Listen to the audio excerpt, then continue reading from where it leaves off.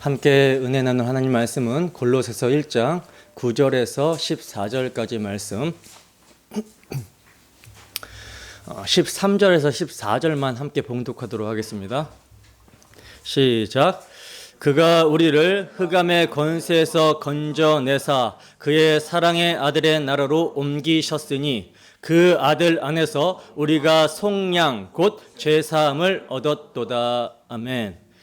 그의 사랑의 아들의 나라로, 그의 사랑의 아들의 나라로라는 제목으로 하나님 말씀 증거하도록 하겠습니다. 우리가 지난 주일에는요, 바울 사도가 골로새 교회를 위해 예수 그리스도의 아버지 하나님께 올려드린 가슴 벅찬 감사 기도를 통해 복음의 본질과 그것이 매도하는 폭발적인 생명력에 대해서 함께 자세히 살펴봤었습니다. 기억나십니까? 사도 바울은 골로새 성도들 안에서 터져나온 그 위대한 믿음과 사랑이 결코 그들의 훌륭한 인품이나 종교적 열심에서 나온 것이 아니라 오직 십자가의 복음을 듣고 참으로 하나님의 은혜를 깨달은 그 날부터 시작된 하늘에 쌓아둔 소망으로 말미암는 것임을 분명하게 선포해 주셨었죠. 우리는 골로새 교회를 향한 바울의 이 감사 기도를 통해서 과연 나의 신앙은 눈에 보이는 땅에 썩어질 은과 금의 소망을 둔 탐심으로 인한 우상 숭배인지, 아니면 영원한 하늘의 유업을 바라보며 복음의 말씀에 순종하여 성령 안에서 형제를 아가페로 사랑하는 진짜 생명의 열매를 맺고 있는지 자신의 모습을 성찰해 볼 수가 있었습니다. 어떻게 지난 한 주간 이 말씀의 거울 앞에서 여러분들의 중심을 정직하게 비추며 내 이익과 내 배를 신삼아 살려고 아등바등 했던 그 징글징글한 이기심과 육의 소욕을 십자가에 못 박고 경건의 모양이 아닌 경건의 능력으로 몸된 형제 자매를 성령 안에서 끌어안는 그 희생의 자리로 나아가셨습니까? 여러분, 참된 복음이 심겨진 영혼은 결코 내 안에만 갇혀있지 않는다라고 말씀을 드렸어요.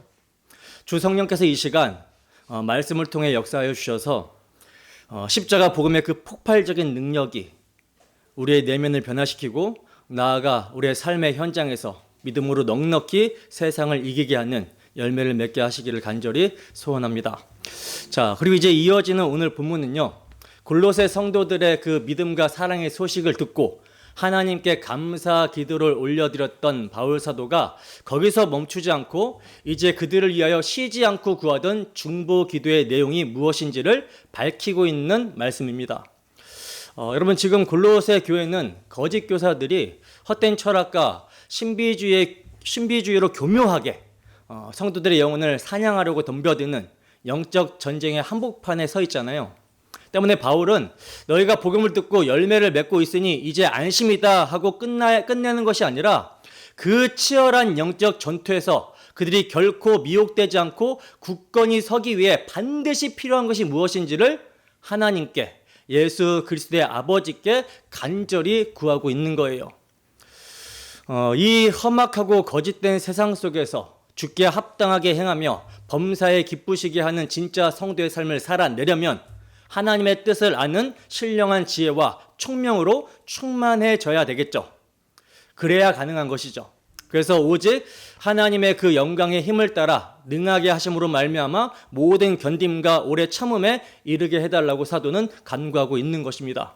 자, 그럼 이제 본문 말씀을 통해 우리를 흑암의 권세에서 건져내사 그의 사랑의 아들의 나라로 옮기신 그 십자가 대속의 위대한 능력이 우리의 실제 삶 속에서 어떻게 역사하고 있는지, 그리고 하나님께서 우리에게 원하시는 신령한 지혜와 총명이 도대체 무엇인지 성령의 조명하심을 구하며 함께 자세히 한 절 한 절 살펴보도록 하겠습니다.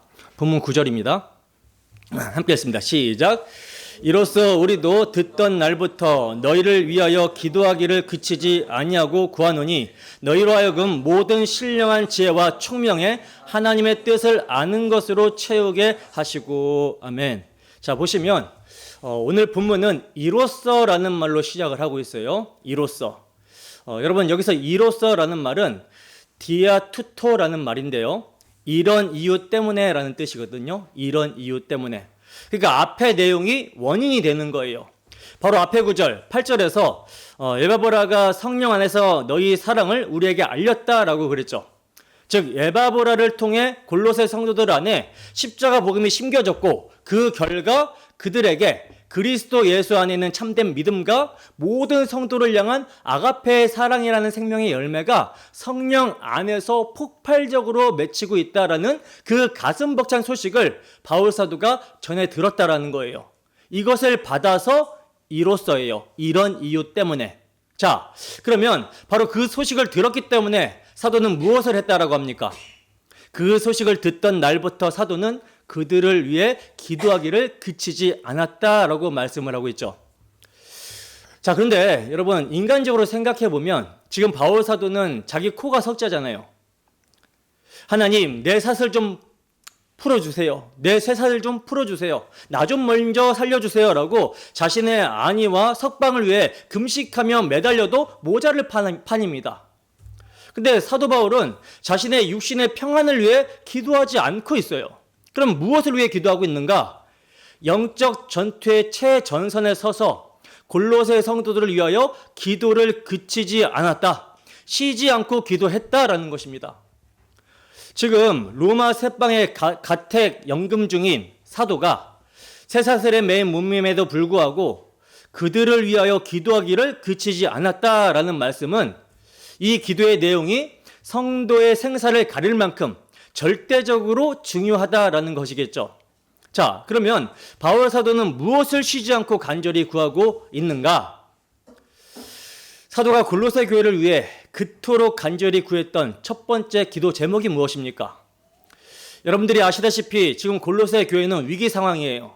거짓 교사들과 이단들이 득실거리고 있는 아주 위태로운 상황입니다. 그렇다면 당연히 하나님, 저 거짓 교사들이 미혹하지 못하게 이들이 당장 떠날 수 있도록 해주세요 라든지, 아니면 골로새 교회가 부흥해서 숫자가 많아지고 외적으로 좀 든든하게 세워주세요 라고 하든지 당면한 위기를 놓고 기도할 법도 한데, 그러나 사도는 결코 이런 눈에 보이는 지엽적인 문제나 껍데기뿐인 외적인 성장을 구하지 않고 있다는 거예요. 그럼 뭘 구하고 있습니까? 골로새 교회를 향한 사도의 첫 번째 기도는 너희로 하여금 모든 신령한 지혜와 총명에 하나님의 뜻을 아는 것으로 채우게 하시기를 구하노라 하고 있어요. 왜 이것을 가장 먼저 구하고 있을까요? 바로 이것이 기독교 신앙의 핵심이며 모든 문제의 근원을 해결하는 가장 원리적이고도 근본적인 기도이기 때문입니다. 여러분, 지금 골로새 교회 안에는 예수 그리스도의 십자가 복음만으로는 부족하다라고 떠들며 율법을 지켜야 되고 금욕을 해야 되고 천사를 숭배하며 은밀하고 신비로운 지식을 깨달아야지만이 고급한 신앙이 될 수 있다라고 성도들을 미혹하는 영지주의 이단들이 득실거리고 있었어요. 이런 상황에서 바울 사도는 그들의 그 헛된 철학과 인본주의적인 가르침을 단번에 박살내기 위해 성도가 구해야 될 진짜 지식은 인간의 머리에서 나온 철학이나 골방에서나 산에서나 기도하다가 얻은 찌릿찌릿한 신비 체험이 아니라 오직 모든 신령한 지혜와 총명으로 하나님의 뜻을 아는 것뿐이다 라고 쐐기를 받고 있는 것입니다. 자, 그런데 여러분, 여기서 사도는 그냥 지혜와 총명을 말하는 것이 아니라 지혜와 총명 앞에 신령한이라고 하는 단어를 붙이고 있죠. 신령한. 따라서 이 지혜와 총명은 세상의 어떤 학문이나 처세술, 인간의 이성이나 어떤 수양에서 나온 것이 아니라 오직 우리 안에 내주하시는 성령으로 말미암아 주어지는 영적인 분별력을 말하는 거예요. 사도 바울은 이 지혜에 대해서 이렇게 선포합니다. 고린도전서 2장 6절에서 9절 말씀입니다. 함께 읽습니다. 시작.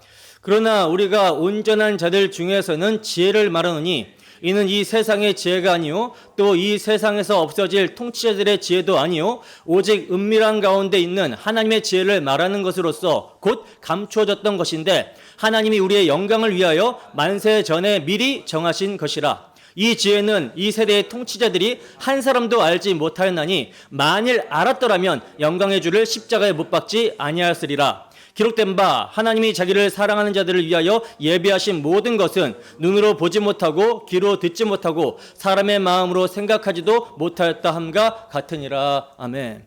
보세요. 바울 사도가 지금 하나님의 지혜에 대하여 무엇이라고 설명을 하고 있습니까? 이 세상의 지혜나 통치자들은 이 은밀한 하나님의 지혜를 전혀 알지 못했다라고 단언을 하고 있죠. 만약 알았더라면 영광의 주를 십자가에 못 박지 않았을 거라고 합니다.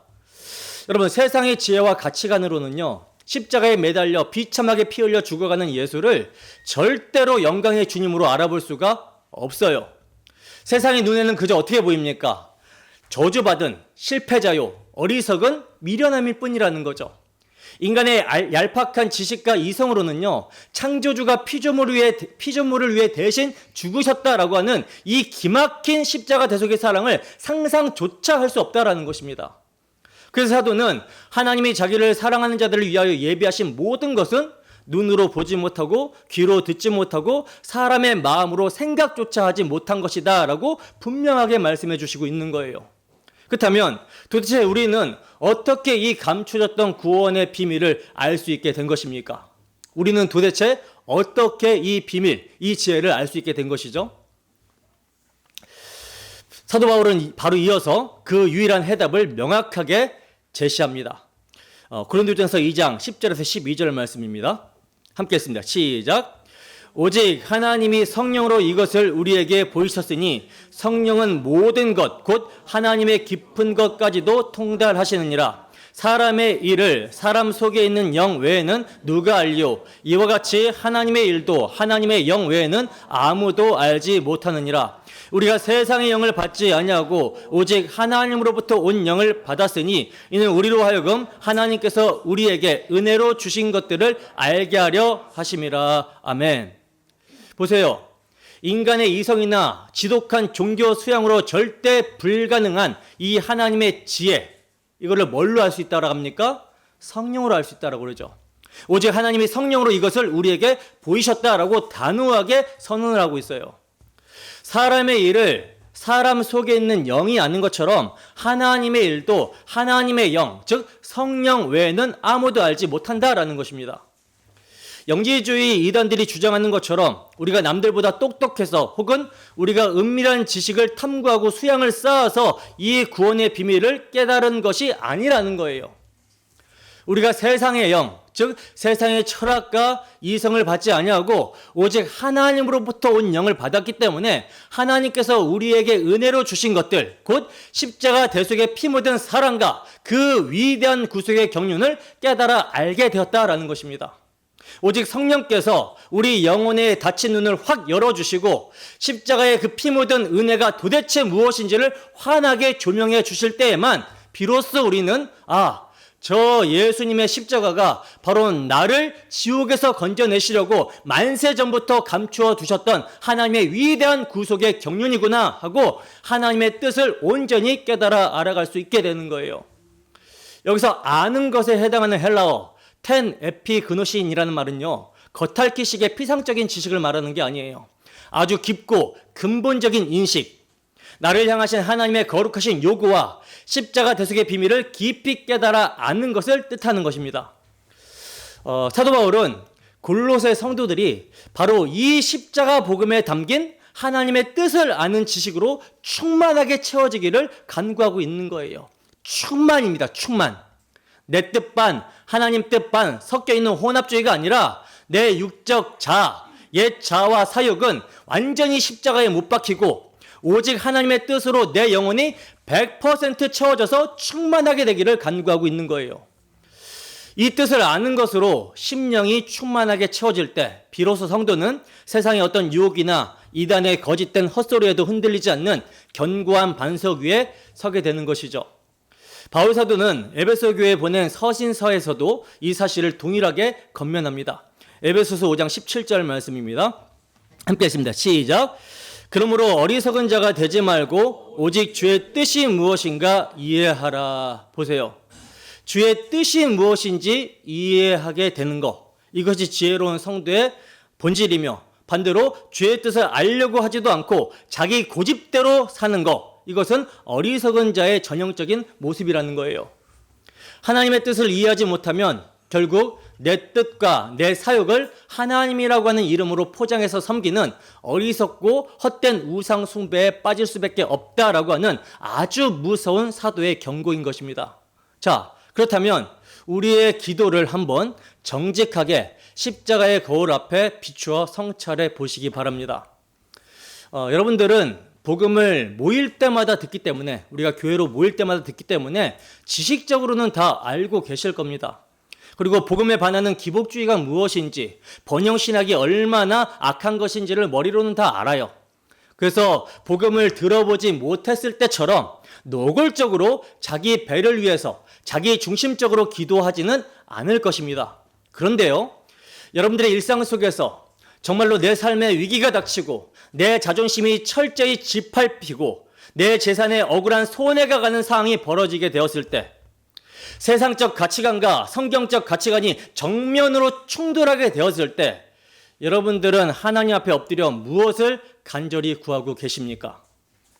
바울 사도처럼 하나님, 이 고난과 억울한 상황 속에서 모든 신령한 지혜와 총명을 주사 하나님의 뜻인 아들의 십자가를 알게 해주시고 자기를 부인하며 십자가의 길을 묵묵히 순종하며 가게 해달라고 애통하며 기도하십니까? 아니면 교묘하게 종교적인 언어로 포장만 했을 뿐 결국 하나님, 이 불편한 상황을 좀 빨리 치워주시고 내 마음 좀 편하게 해주세요, 내 억울함 좀 갚아주세요 하며 여전히 내 육신의 안일함과 내 뜻을 관찰시키려고 하고 있습니까? 후자라면 자신에게 복음이 복음되지 않고 있다는 것을 자신의 입술로 증명하게 되는 것이죠. 근데 여러분, 이보다 더 무서운 것이 무엇인지 아십니까? 기도의 자리에서는요, 거룩하게 하나님의 주권을 인정하고 하나님의 뜻대로 하옵소서라고 기도는 교리적으로 하고 있으면서도 막상 치열한 삶의 현실에 부딪히게 되면 기도한 것과는 전혀 다른 선택을 하고 있을 때예요. 예배당 안에서는 하나님의 뜻을 구한다라면서 엎드려 있으면서 세상 밖으로 나가서는 결정적인 순간, 내 이익이 걸린 결정적인 순간이 오면 예배나 경건은 안중에도 없고 주저없이 돈을 선택하고 내 편의와 내 자존심을 선택하며 세상의 방식을 따라가는 이 끔찍한 이중성 말입니다. 만약 여러분들이 그렇게 살고 있다면 이것은 무엇을 증명하는 것입니까? 그 중심에 창조주 하나님이 계신 것이 아니라 철저하게 자기 자신이 우상처럼 보좌에 앉아 있는 것과 다를 바가 없는 것이죠. 이것은 내 뜻과 내 계획을 이미 견고하게 세워놓고 하나님을 그저 내가 원하는 것을 결제해주는 자판기나 램프의 요정 취급을 하고 있는 것과 다를 바 없는 모습이라는 겁니다. 이것은 하나님의 뜻에는 도무지 관심이 없고 그저 내 사욕을 채우기 위해 처리하고 금식하며 때를 쓰는 맹목적인 기도와 다를 바 없으며 지독한 자기 숭배이자 교묘한 바리새인적 위선인 거예요. 여러분, 우리는 복음의 말씀을 듣고 성령의 역사로 거듭났음에도 불구하고 영혼이 살아났음에도 불구하고 여전히 뭘 입고 살아가고 있습니까? 옛사람의 습관이 배어있는 몸, 이 몸을 육체로 입고 살아가고 있습니다. 그렇기 때문에 날마다 십자가 앞에 나아가 말씀의 책망과 바르게함과 의로 교육함을 받지 않게 되면 우리 역시 얼마든지 이런 끔찍한 위선의 모습을 보일 수 있다라는 거예요. 그러므로 이 진리의 말씀 앞에 자신을 정직하게 성찰하고 내 안에 꿈틀거리고 있는 그 자기 숭배의 모습을 인정하며 애통함으로 회개해야 하는 것입니다. 그리고 다시 피 묻은 복음 앞에 서서 우리를 덮어주시는 그 십자가의 용서와 사랑을 힘입어 회개에 합당한 열매를 맺어가야 되는 거예요. 예수님이 범사에 아버지께 묻고 행하셨던 것처럼 우리도 매 순간 은혜의 보좌 앞에 나아가 하나님, 나의 원대로 하지 마옵시고 오직 아버지의 뜻대로 되기를 원합니다 라고 엎드려져야 된다라는 거예요. 이것이 구원받은 참 성도의 자세인 것이죠. 참으로 이 시간 내 자존심과 세상의 탐욕으로 가득 찬 그 징글징글한 자아를 십자가에 못 박고 오직 성령께서 주시는 신령한 지혜와 총명으로 하나님의 뜻을 아는 것에 자라기를 갈망하시는 저와 여러분이 되기를 바랍니다. 성령의 지혜와 총명으로 하나님의 뜻을 아는 지식이 우리 영혼에 가득 채워질 때 우리는 비로소 세상의 풍조와 이단의 미혹과 흔들리지 않는 견고한 믿음의 반석 위에 서게 될 것입니다. 자, 이제 계속해서 바울 사도는요, 하나님의 뜻을 아는 지식이 우리의 삶에 어떤 필연적인 결과를 가져오시는지를 말씀해 주시고 있는데요. 본문 10절입니다. 함께 읽습니다. 시작. 주께 합당하게 행하여 범사에 기쁘시게 하고 모든 선한 일에 열매를 맺게 하시며 하나님을 아는 것에 자라게 하시고. 아멘. 보세요. 사도 바울은 하나님의 뜻을 아는 지식이 결코 간념적인 사색이나 머릿속의 지식으로 끝나서는 안 된다라고 선포를 하고 있어요. 하나님의 뜻을 머리로만 아는 것은 진짜 지식이 아니라는 거죠. 성령께서 주시는 참된 지식은 반드시 삶의 변화, 즉 주께 합당하게 행하는 구체적인 삶의 순종으로 이어지게 된다는 것입니다. 다시 말해 암과 삶은 분리될 수 없다라는 거예요. 그래서 사도는 십자가의 은혜를 진짜로 깨달은 자라면 그의 발걸음은 필연적으로 주님 보시기에 합당한 길을 걷게 되어 있으니 주께 합당하게 행하라, 이렇게 말씀하고 있는 것입니다. 구원받은 성도다운 삶, 십자가의 은혜를 입은 자답게 세상과 구별된 거룩한 행실이 나타나야 된다라는 거예요. 바울 사도는 데살로니가 교회에게도 이렇게 권면했습니다. 데살로니가전서 2장 12절 말씀입니다. 함께 했습니다. 시작. 이는 너희를 부르사 자기 나라와 영광에 이르게 하시는 하나님께 합당히 행하게 하려 함이라. 아멘. 보세요. 바울 사도가 지금 무엇을 근거로 합당하게 행하라고 말씀하고 있죠? 우리가 우리 힘으로 구원을 얻어내기 위해서 혹은 내 공로로 천국 티켓을 따기 위해서 합당하게 살아야 된다라고 말씀합니까? 그렇지 않죠. 너희를 부르사 자기 나라와 영광에 이르게 하시는 하나님이라고 분명하게 사도는 선언합니다.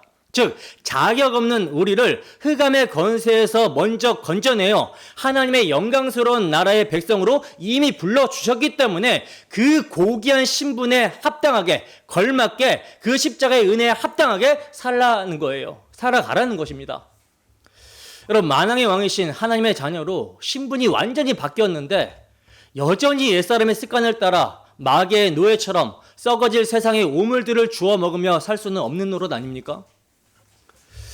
십자가의 보혈로 씻음받은 거룩한 백성이 되었으니 이제는 세상의 이기적인 가치관이나 탐욕의 원리가 아니라 하나님 나라의 통치 원리, 곧 십자가의 자기 부인과 희생의 원리로 일상을 살아내는 것, 이것이 바로 주께 합당하게 행하는 성도의 마땅한 삶이라는 거예요. 자, 그렇다면 하나님 나라의 백성으로 부름받은 자가 그 신분에 맞게, 그 신분에 합당하게 행해야 되는 궁극적인 목적이 무엇입니까? 목적. 사도는 범사에 기쁘시게 하고 라고 말씀합니다. 범사에 기쁘시게 하고.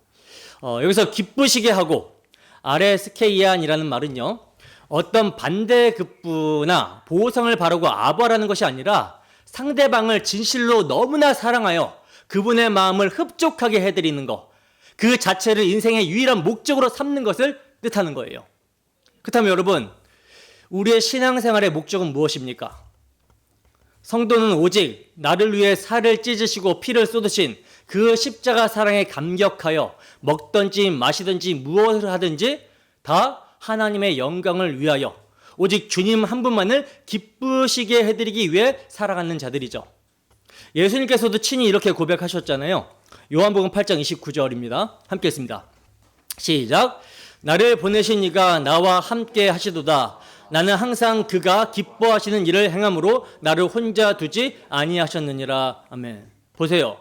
예수님은 이 땅 가운데 오셔서 단 한순간도 자기의 원대로 살지 않으시고 십자가에 못 박혀 죽기까지 성부 하나님의 뜻에 순종하심으로 아버지를 기쁘시게 해드렸어요. 근데 오늘날 교회는 어떠합니까? 오늘날 교회 안에 있는 많은 이들이 내가 봉사를 좀 하고 헌금 좀 했으니 하나님이 내 인생을 책임져 주시고 복을 주시겠지라고 하는 얄팍한 거래를 하려고 듭니다. 주님을 기쁘시게 한다라는 명목하에 결국은 내 배를 채우려는 기복적인 종교 생활을 하고 있다는 거예요. 그렇다면 우리는 과연 어떠합니까? 이 시간 우리 자신을 깊이 성찰해 보시기 바랍니다.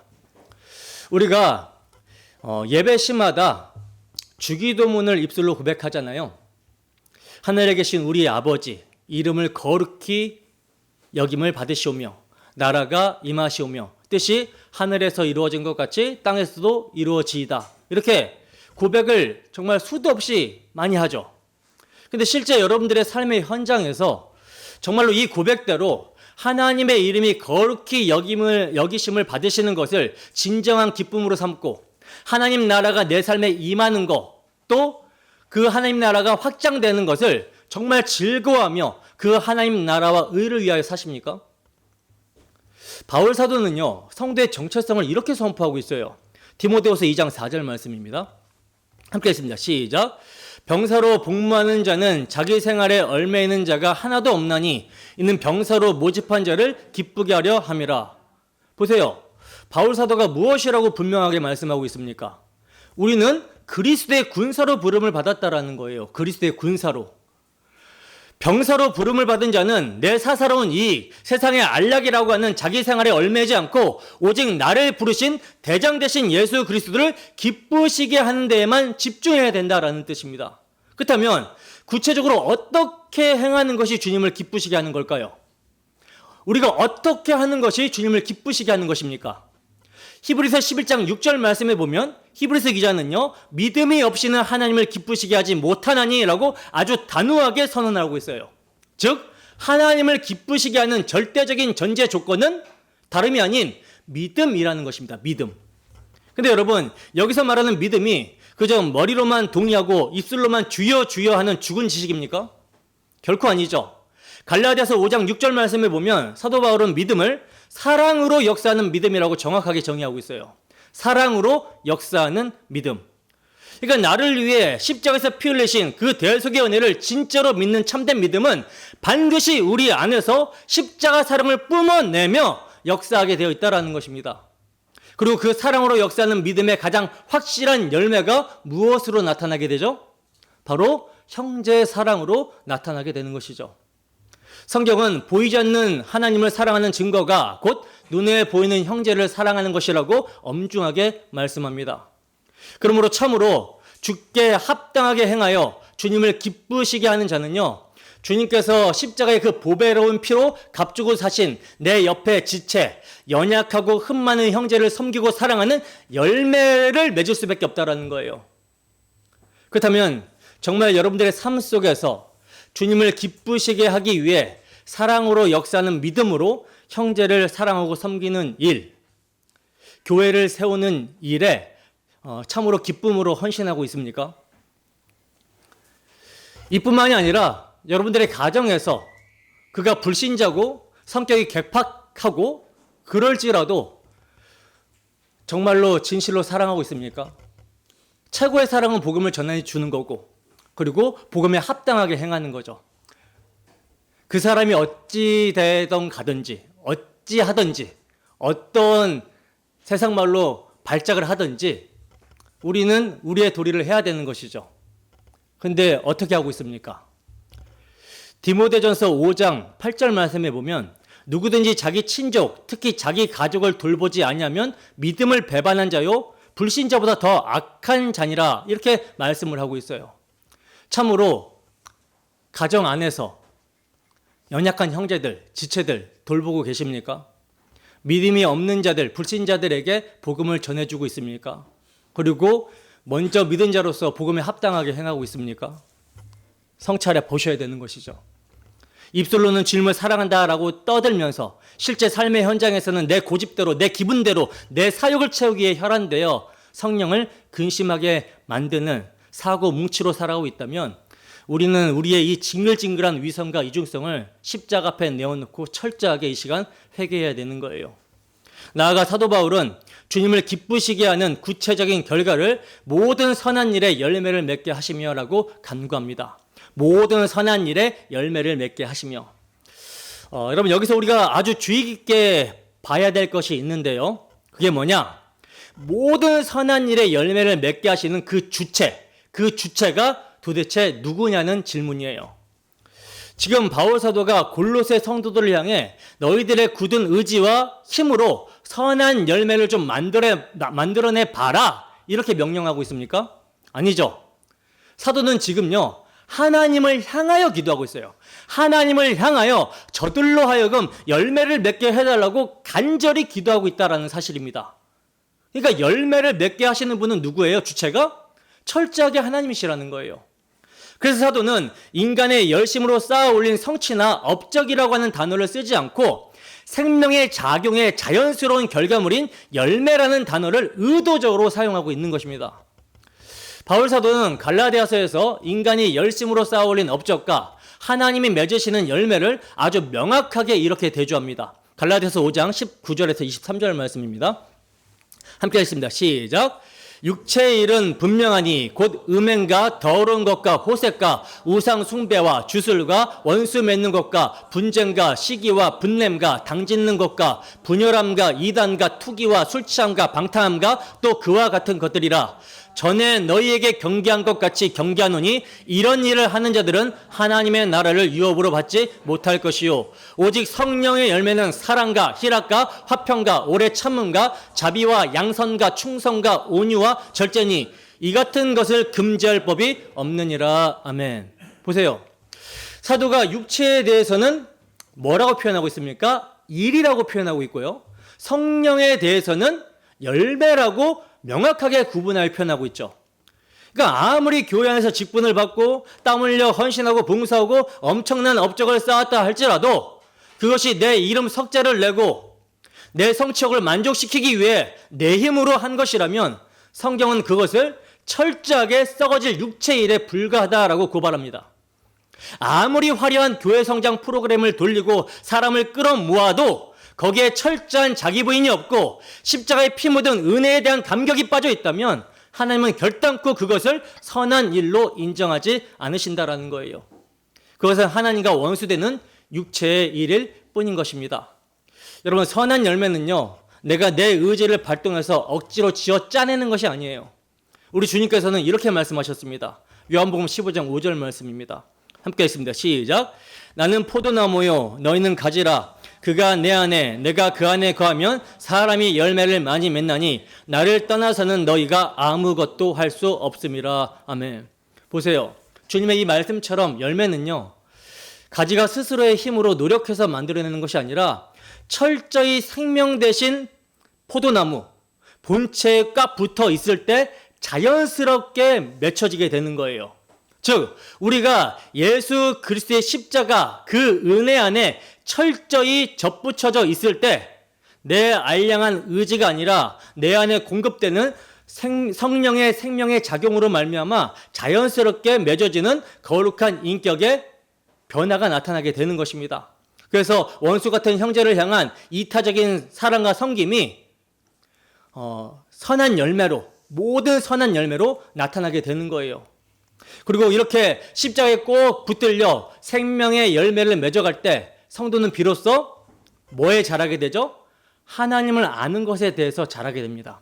하나님을 아는 것에 대해서. 여러분, 하나님을 아는 지식은 단순히 책상머리에 앉아서 신학 서적을 공부한다라고 자라는 것이 아니에요. 삶의 치열한 영적 전쟁터에서 내 이 징글징글한 자아를 부인하고 우리 주님의 십자가 대속의 피를 신뢰하며 믿음으로 성령이 맺게 하시는 순종의 열매를 내 삶으로 직접 경험하게 될 때, 나 같은 영적 송장을 살리신 하나님의 은혜가 이토록 크고 놀랍구나. 정말 측량할 수 없는 그리스도의 십자가 은혜의 풍성이 바로 이것이구나 라는 사실을 전 인격적으로 체험하며 점진적으로 자라게 되는 것입니다. 영지주의자들은 자신들만의 신비한 지식을 단번에 얻어 완전해질 수 있다라고 속이지만 성도는 이 땅을 사는 평생토록 십자가의 피 묻은 은혜 안에서 하나님을 아는 지식으로 끊임없이 자라가야 되는 존재임을 명심하시기 바랍니다.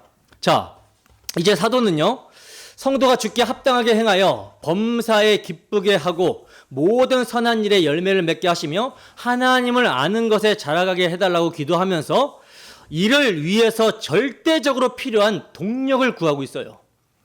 본문 11절입니다. 함께 있습니다. 시작. 그의 영광의 힘을 따라 모든 능력으로 능하게 하시며 기쁨으로 모든 견딤과 오래 참음에 이르게 하시고. 아멘. 자, 보세요. 사도는 성도가 주께 합당하게 행하고 열매를 맺으며 하나님을 아는 것에 자라기를 간구하면서 이 동력으로, 절대적으로 필요한 근원적인 동력으로 그의 영광의 힘을 따라 모든 능력으로 능하게 해달라, 이렇게 간구합니다. 여러분, 신앙생활은 호락호락하지 않습니다. 우리가 골로새와 같은 이 음란하고 타락한 세상 한복판에서 하나님의 뜻대로 거룩하게 살려고 몸부림치면 몸부림칠수록 세상은 우리를 가만 놔두지 않는다라는 거예요. 온갖 조롱과 핍박과 재정적인 손실과 억울한 일들이 아주 쓰나미처럼 밀려온다라는 것이죠. 그 험악한 상황 속에서 내 알량한 의지력이나 도덕적 결단으로 견딜 수가 있을까요? 있습니까? 작심삼일? 그것도 안 돼요. 우리는 조금만 내 기분이 상하고 내 자존심이 짓밟히면 당장이라도 다 때려치고 세상과 타협하고 싶은 연약한 질그릇에 불과하다는 거죠. 그래서 사도는 우리의 능력이 아니라 창조주 하나님의 전능하신 영광의 힘이 우리에게 덧입혀지기를 기도하고 있는 것입니다. 사도는 쌍둥이 서신서라고 불리는 에베소서에서 이 능력이 어떤 능력인지를 아주 정확하게 증거해 주시고 있는데요. 에베소서 1장 19절에서 20절입니다. 함께 읽습니다. 시작.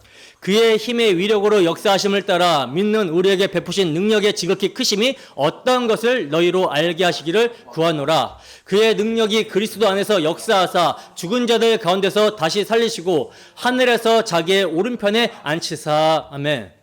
보세요.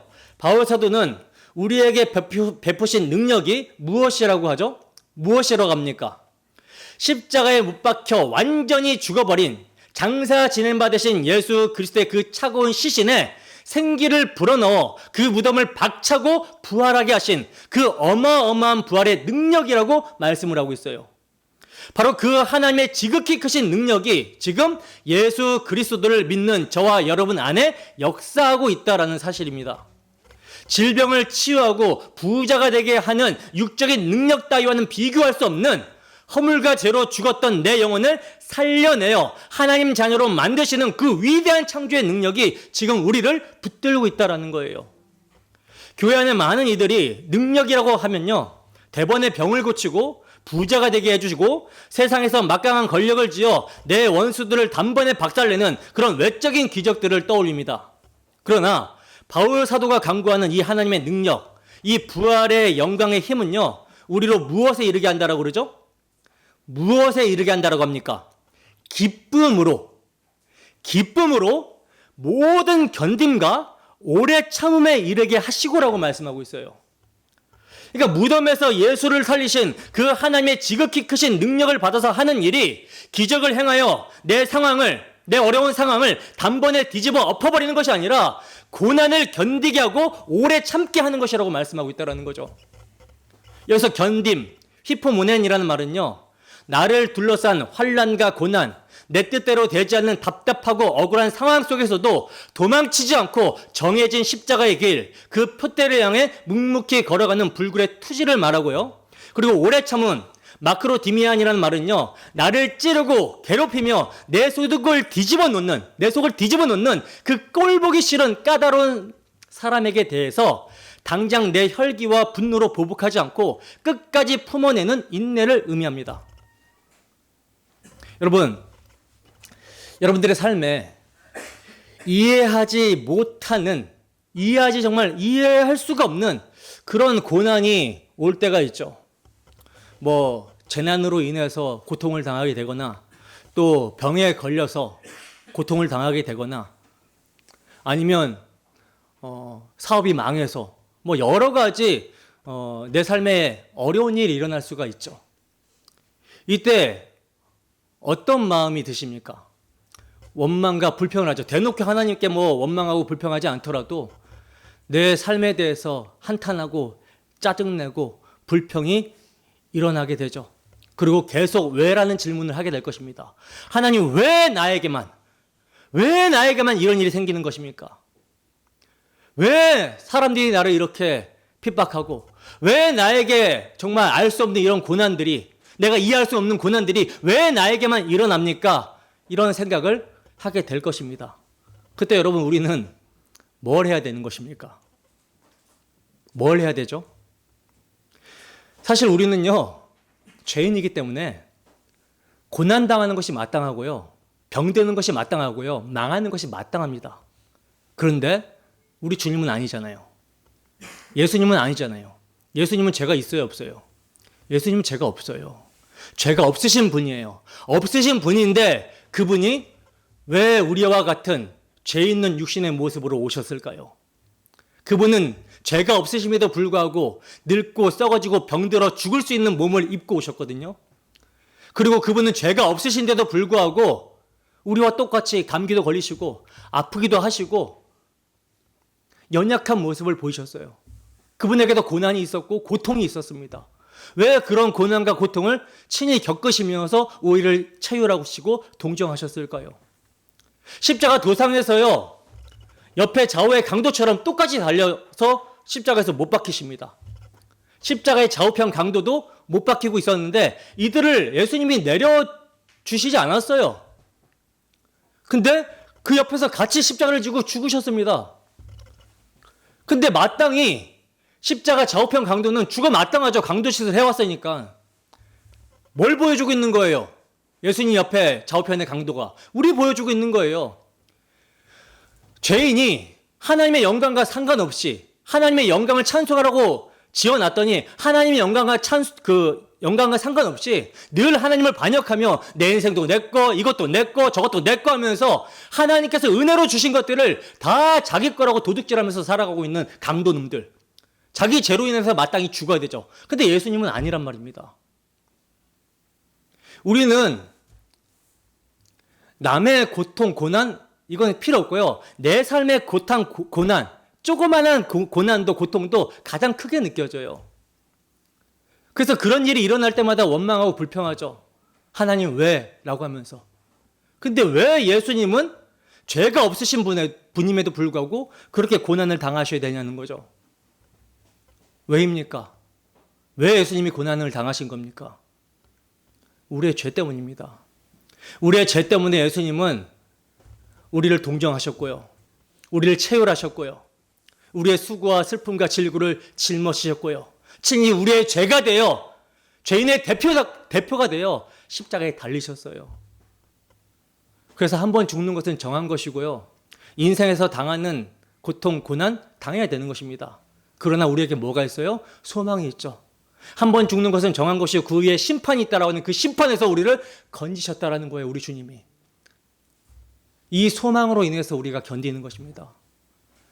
우리가 고난이 올 때, 고통이 올 때 예수님을 바라보고 참아내고 인내하는 거예요. 그리고 오히려 기뻐할 수 있는 것이죠. 하나님 나라에 합당하게 우리를 대하여 주신다는 사실로 말미암아. 데살로니가 전서 1장에 보면 이렇게 말씀합니다. 이는 하나님의 공의로운 심판의 표요 너희로 하여금 하나님 나라에 합당한 자로 여기심을 얻게 하려 함이니 그 나라를 위하여 너희가 또한 고난을 받느니라. 너희로 환난받게 하는 자들에게는 환난으로 갚으시고 환난받는 너희에게는 우리와 함께 안식으로 갚으시는 것이 하나님의 공이시니 주 예수께서 저의 능력으로 천사들과 함께 하늘로부터 불꽃 중에 나타나실 때 하나님을 모르는 자들과 우리 주 예수의 복음을 복종치 않는 자들에게 형벌을 주시리니 이런 자들이 주의 얼굴과 그의 힘의 영광을 떠나 영원한 멸망의 형벌을 받으리로다. 그 날에 강림하사 그의 성도들에게서 영광을 얻으시고 모든 믿는 자에게 기이 여김을 얻으시리라. 우리의 증거가 너희에게 믿어졌음이라. 아멘. 히브리서 기자는 우리의 이 인내를 영적 경주로 이렇게 묘사합니다. 히브리서 12장 1절에서 2절 말씀입니다. 함께 읽습니다. 시작. 이러므로 우리에게 구름같이 둘러싼 허다한 증인들이 있으니 모든 무거운 것과 얼매이기 쉬운 죄를 벗어버리고 인내로서 우리 앞에 당한 경주를 하며 믿음의 주요 또 온전하게 하시는 이인 예수를 바라보자. 그는 그 앞에 있는 기쁨을 위하여 십자가를 참으사 부끄러움을 개의치 아니하시더니 하나님 보좌 우편에 앉으셨느니라. 아멘. 보세요. 예수를 믿으면 만사 형통하고 고난이 비껴가는 것이 아닙니다. 오히려 세상과 구별된 진리의 길, 그 좁은 길을 가기 때문에 반드시 핍박과 환난과 억울함이 찾아오게 된다는 거예요. 그러므로 그 지독한 고난의 상황과 도저히 사랑할 수 없는 원수 같은 사람들 앞에서도 절망하거나 분노하지 않고 기쁨으로 견디고 참아내는 거, 이게 뭐예요? 하나님이 주시는 진짜 능력이라는 거예요. 아니 도대체 어떻게 억울한 고난 속에서 기뻐할 수 있습니까? 그 영광의 힘, 즉 나 같은 죄인을 살리시기 위해 사망 권세를 깨뜨리시고 무덤에서 부활하신 예수 그리스도의 십자가 능력이 우리 안에 역사하고 있기 때문이라는 거죠. 그 생명의 능력이 내 심령을 꽉 붙들고 있기 때문에 장차 다가올 영원한 영광을 소망하며 오늘의 억울함을 기쁨으로 통과할 수 있다는 거예요. 이것이 세상은 도저히 이해할 수 없는 십자가 복음의 능력인 것입니다. 근데 오늘날 우리는 어떻습니까? 복음을 안다라고 하면서도 우리의 삶에 조금만 내 뜻대로 안 되는 일이 생기고 경제적인 손실이 찾아오거나 누군가 내 자존심을 긁는 소리를 하게 되면 당장의 입에서 원망과 불평이 터져 나오며 혈기를 쏟아내어 관계를 깨트리려고 하고 있지 않습니까? 여러분, 이것은 우리 안에 십자가의 능력이 작동하지 않고 있다라고 하는 명백한 증거입니다. 영광의 힘을 의지하는 것이 아니라 여전히 내 알량한 자존심과 세상의 안일함을 우상으로 섬기고 있기 때문에 조금만 건드려도 짐승처럼 폭발해버리는 거예요. 여러분, 우리 스스로의 힘으로는요, 절대로 견디지도 못하고 참지도 못합니다. 이를 악물고 한번 참아보세요. 결국 화병만 나죠. 오직 나를 대신하여 십자가에서 온갖 수치와 조롱과 침뱉음을 말없이 참아내신 예수 그리스도의 그 영광의 능력이 내 영혼을 장악할 때에만 우리는 그 억울한 고난 한복판에서도 하나님이 이루실 선한 뜻을 신뢰하며 기쁨으로 인내의 열매를 맺을 수 있게 되는 것입니다. 이것이 세상은 도저히 이해할 수 없는 십자가 복음의 능력이에요. 내 감정과 내 분노, 내 자존심을 십자가에 가차없이 못 박고 오직 주님이 주시는 영광의 힘으로 넉넉히 인내하며 형제를 품어내는 이 진짜 능력을 우리가 회복하게 되기를 소원합니다. 자, 이제 바울 사도의 중보기도는 결국 하나의 웅장한 결론, 곧 하나님 아버지를 향한 벅찬 감사로 귀결되고 있는데요. 본문 12절입니다. 함께 읽습니다. 시작. 우리로 하여금 빛 가운데서 성도의 기업의 부분을 얻기에 합당하게 하신 아버지께 감사하게 하시기를 원하노라. 아멘. 보시면 바울 사도는 골로새 교회를 향한 기도의 마지막을 감사로 맺고 있어요. 왜 감사로 맺고 있는 것입니까? 하나님께서 우리로 하여금 빛 가운데서 성도의 기업의 부분을 얻기에 합당하게 하셨기 때문이라고 그러죠. 여기서 기업이라고 하는 단어는요, 구약시대 이스라엘 백성들이 출애굽하여 광야를 지나 약속의 땅 가나안에 들어가게 되었을 때 각 지파대로 제비를 뽑아 땅을 기업으로 분배받았다라는 것을 연상시키는 구속사적인 표현인데요. 하나님께서는 그 구약의 모형을 통해 장차 신약의 성도들이 예수 그리스도를 통하여 하늘에 속한 영원한 기업, 곧 썩지 않고 더럽지 않고 쇠하지 아니하는 새하늘과 새 땅을 유업으로 받게 될 것을 계시해 주셨던 거예요. 자, 근데 여기서 가장 충격적이고도 정말 전율이 일어나는 은혜로운 단어가 하나 있는데 그게 무엇입니까? 바로 합당하게 하신이라는 말이에요. 합당하게 하신. 이 합당하게 하신이라는 말이 히카노산티에라는 말인데요. 철저하게 무자격자요 자격 미달인 자에게 자격을 충분히 갖춰 주셨다라는 뜻이거든요. 여러분, 본래 우리는 어떤 자들이었습니까? 허물과 죄로 죽어 있었어요. 그죠? 그리고 그 가운데서 행하고 있어요. 자기 중심적으로 삽니다. 하나님과 단절된 채 선악 판단의 주체가 되어 그렇게 그냥 살아갑니다. 그리고 세상 풍조를 따르죠. 공중권세 잡은 자를 따라 육체의 욕심을 따라 지내며 육체와 마음에 원하는 것을 하여 본질상 진노의 자녀요 어둠에 속한 자들이었고 하나님을 대적하던 원수들이었어요. 경건치 않는 자들이었습니다. 우리 스스로의 종교적 행위나 도덕적인 수양으로는 단 1%도 이 거룩한 빛의 기업을 상속받을 자격이 전혀 없는 영원한 지옥의 불에 떨어져 마땅한 쓰레기 같은 자들이 우리였다라는 거죠. 그런데 긍휼이 풍성하신 하나님께서 어떻게 행해 주셨어요? 독생자 아들 예수 그리스도를 죄인인 우리를 위해 십자가의 화목제물로 내어주시고 그 피로 우리의 모든 죄를 정결하게 하심으로써 일방적인 은혜로 일방적인 사랑으로 우리를 빛의 나라의 상속자로 우리를 그 기업에 얻기에 합당한 자로 완벽하게 자격이 있는 자로 덮어주셨다는 거예요. 내가 한 것은 아무것도 없는데, 아니 반역만 하던 죄인인데 원수였는데 오직 십자가의 공로로 죄사함과 의롭다함과 하나님의 기업을 상속받는 아들로 삼아 주셨으니 이 사실을 참으로 깨달은 자의 심령 깊은 곳에서는 뭐가 터져 나와야 되겠습니까? 내 환경이 어떻든지 내 조건이 어떠하든지 간에 조건 없는 감사가 터져 나올 수밖에 없는 것이죠. 어떻게 감사와 찬송이 터져 나오지 않을 수 있겠습니까? 그러나 우리의 삶에 과연 이 구원의 감격에서 우러나오는 진실한 감사가 있습니까? 오늘 여러분들의 입술에서 감사가 메말라 버렸다면, 입만 열면 불평과 원망이 쏟아져 나오고 있다면 그 이유가 무엇일까요? 입을 옷이 없어서? 옷장 열어보세요. 입을 옷이 없는가? 잘집이 없어서? 냉장고에 먹을 음식이 없어서? 아니면 이동수단인 차가 없어서? 통장에 돈이 없어서?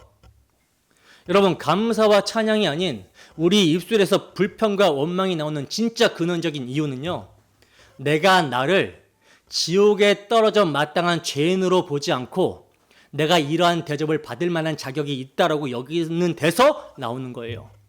내가 받을 자격이 있다라고 착각해 버리니까 내 뜻대로가 안 되면 화가 나고 불평이 나오고 짜증이 나는 것입니다.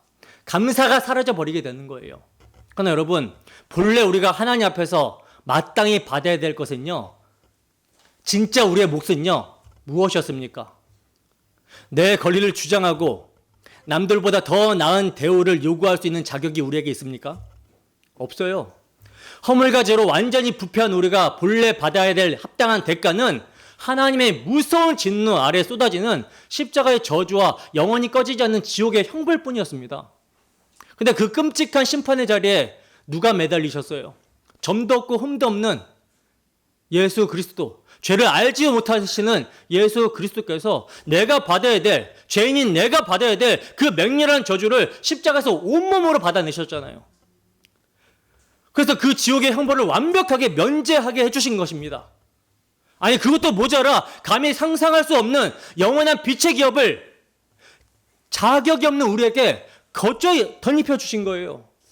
그러니 여러분, 내 뜻대로 상황이 안 풀린다고 원망하고 불평하기 전에 하나님이 나 같은 징글징글한 죄인을 살리시려고 십자가에서 도대체 무슨 일을 행해 주셨는지 두 귀를 똑바로 열고 그 피 묻은 복음을 들으셔야 되고요, 믿음의 눈을 크게 뜨고 나를 대속하신 그 십자가의 은혜를, 죄인을 이같이 참으신 그 은혜를 똑똑히 바라보시길 바랍니다. 내가 지옥불에 떨어지지 않고 살아있다라고 하는 이 엄청난 구속의 사실이 내 영혼을 덮칠 때 우리 입에서는 오직 터질 듯한 감사와 찬양만 나오게 될 것입니다. 자, 바울 사도는요, 이 놀라운 은혜의 근거를 더욱더 선명하게 선포합니다. 본문 13절입니다. 함께 읽습니다. 시작. 그가 우리를 흑암의 권세에서 건져내사 그의 사랑의 아들의 나라로 옮기셨으니. 아멘. 여러분, 이 구절은 기독교 구원론의 정말 위대한 선언입니다. 그가 누구예요? 하나님께서 우리를 어떻게 하셨다라고 합니까? 흑암의 권세에서 건져내어 그의 사랑의 아들의 나라로 완전히 옮기셨다라고 말씀하고 있어요. 그러니까 여러분, 과거에 우리의 소속이 어디였다라는 거예요? 흑암의 권세였다라는 거죠. 이것은 단순히 어두운 골목길을 말하는 것이 아니죠. 바울 사도는 에베소서에서 이 흑암의 정체가 무엇인지를 아주 정확하게 폭로합니다. 에베소서 6장 12절 말씀입니다. 함께 했습니다. 시작. 우리의 씨름은 혈과 육을 상대하는 것이 아니요 통치자들과 권세들과 이 어둠의 세상 주관자들과 하늘에 있는 악의 영들을 상대함이라. 아멘. 보세요.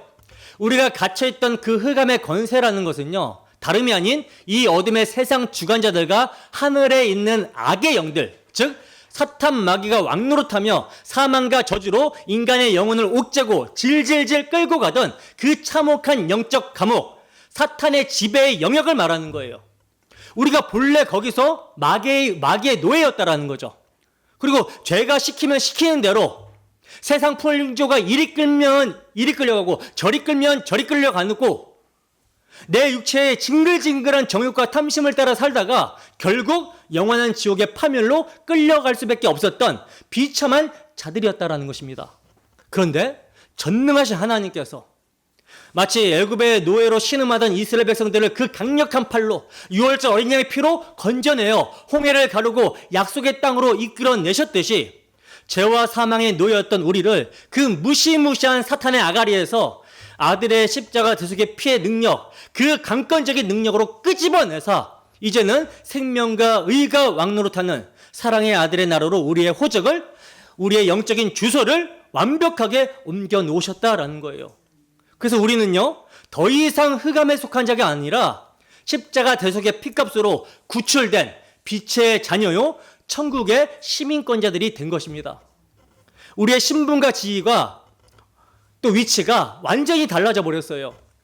이제 우리는 더 이상 마귀의 종이 아니라 하나님 나라의 존귀한 백성이요, 사랑받는 예수 그리스도의 신부가 된 것입니다. 근데 여러분, 다시 한번 십자가 앞에 여러분들의 삶을 정직하게 대면하여 보시기 바랍니다. 여러분들은 정말로 사랑의 아들의 나라로 국적이 옮겨진 하늘 백성답게, 하늘의 시민권을 가진 자답게 살아가고 있습니까? 호적은 하나님 나라에 두고 있다라고 고백하면서도 실제 삶의 현장에서는 여전히 흑암의 권세 아래 있는 세상 사람들과 똑같은 가치관과 똑같은 삶의 방식으로 살아가고 있지는 않느냐는 거예요. 시골에서 농사를 짓던 사람이 서울 한복판 아파트로 이사를 왔으면 더 이상 그 시골의 거추장스러운 쟁기나 호미 같은 농기구들은 다 내버리고 와야 되는 거잖아요. 마찬가지로 흑암의 권세 아래서 사랑의 아들의 나라로 옮겨졌으면 어둠의 사고방식, 어둠의 일은 다 버려야 되는 것입니다. 그런데 아들의 나라로 옮겨졌다라고 하면서도 여전히 세상의 방식, 곧 힘의 논리와 돈의 논리, 수단과 방법을 가리지 않고 남을 짓밟고 내가 꼭대기에 올라서야만 직성이 풀리는 그 애굽의 방식을 그대로 교회 안으로, 내 삶의 현장으로 끌고 들어와서 살고 있다면 이것이 어찌 하늘 시민의 모습이겠습니까? 바울 사도는 우리의 이 영광스러운 신분의 변화와 거기에 합당한 삶의 열매를 이렇게 분명하게 선포합니다. 에베소서 5장 8절에서 9절 말씀입니다. 함께 읽습니다. 시작. 너희가 전에는 어둠이더니 이제는 주 안에서 빛이라. 빛의 자녀들처럼 행하라. 빛의 열매는 모든 착함과 의로움과 진실함에 있느니라. 아멘. 보세요. 사도 바울이 무엇이라고 말씀합니까? 너희가 전에는 어둠이더니, 우리가 십자가의 구속의 은혜를 입기 전에는 그저 어둠의 세상 주관자들에게 끌려다니면서 정욕대로 살던, 육체의 욕심대로 행하면서 살던 흑암 그 자체였다라는 거예요. 하나님을 반역하고 그냥 내가 내 인생의 주인이 돼서, 대장 돼서 그렇게 모든 내 배에 유익이 되는 것이면 그것을 선택하며 살았던 흑암 자체였다라는 거죠. 근데 이제는 내 얄팍한 공로나 노력이 아니라 오직 주 안에서, 즉 예수 그리스도의 피 묻은 십자가 대속 안에서 우리가 빛으로 완전히 신분이 뒤바뀌어졌다라고 선언합니다. 그렇다면 신분이 흑암에서 빛으로 바뀌어졌다면 어떻게 살아가야 되는 거예요? 사도는 빛의 자녀들처럼 행하라고 명령을 하고 있죠. 사랑의 아들의 나라, 그 생명의 빛 안으로 옮겨진 자들에게는 세상의 이기심과 탐욕, 형제를 짓밟고 올라서려고 하는 시기와 분쟁이라는 그 흑암의 배설물들이 더 이상 들어설 자리가 없다라는 것입니다. 대신에 십자가에 철저히 접붙여진 그 자리에는요, 반드시 모든 착함과 의로움과 진실함이라고 하는 빛의 열매, 곧 성령께서 맺게 하시는 거룩한 성화의 열매가 맺혀져야 된다라는 거예요.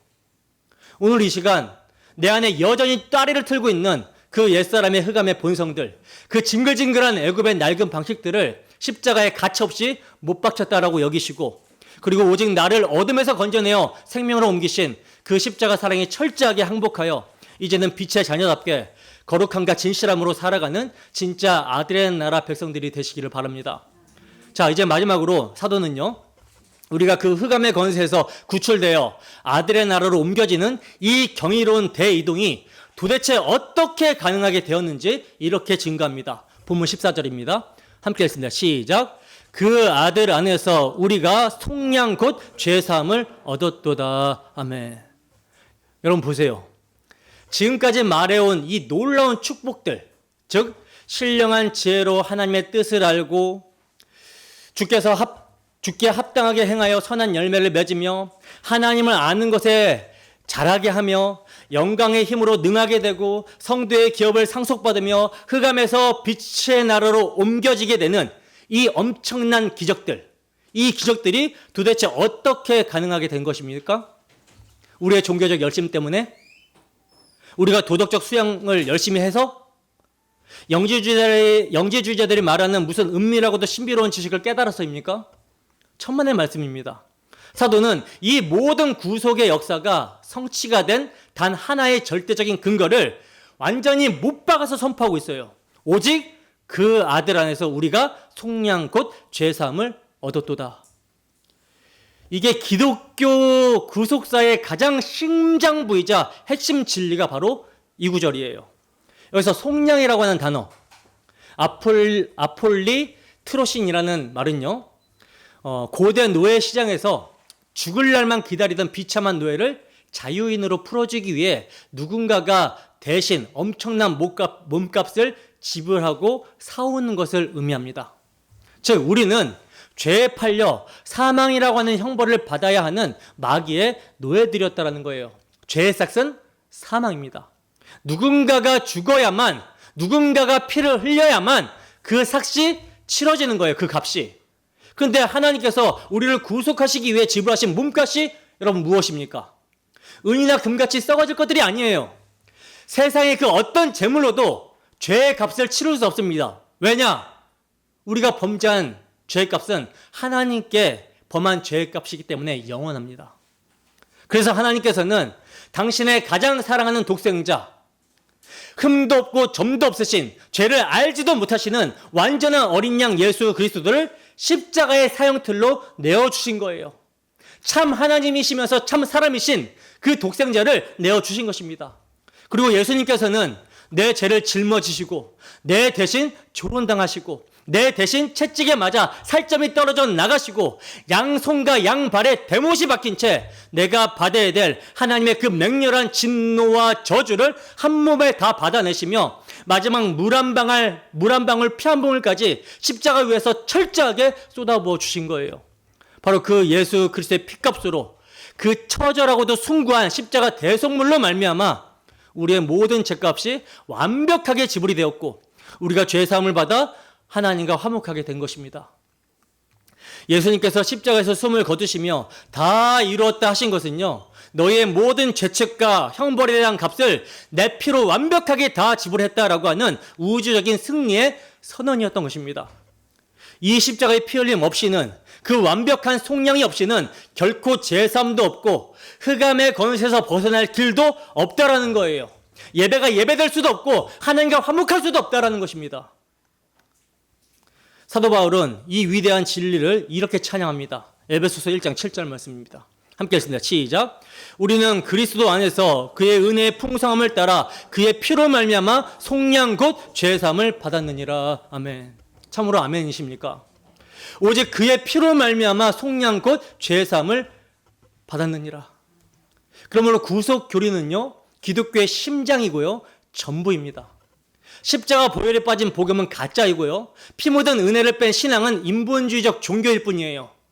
그럼에도 오늘날 교회 안에 이 구속 교리, 십자가의 피를 말하면 고리타분하다라고 여기고 듣기 싫어하는 자들이 얼마나 많습니까? 예수의 피를 의지하기보다 강단에서 선포되는 심리학적인 위로나 긍정적인 자기개발 메시지에 환호하며 여전히 자기 행위를 구원의 근거에 조금이라도 보태려고 하는 율법주의자들이 득실거리고 있다는 거예요. 그러나 성경은 분명히 경고합니다. 이 구속의 은혜, 십자가의 피를 믿지 않는 자는 그리스도에게서 끊어지게 된다.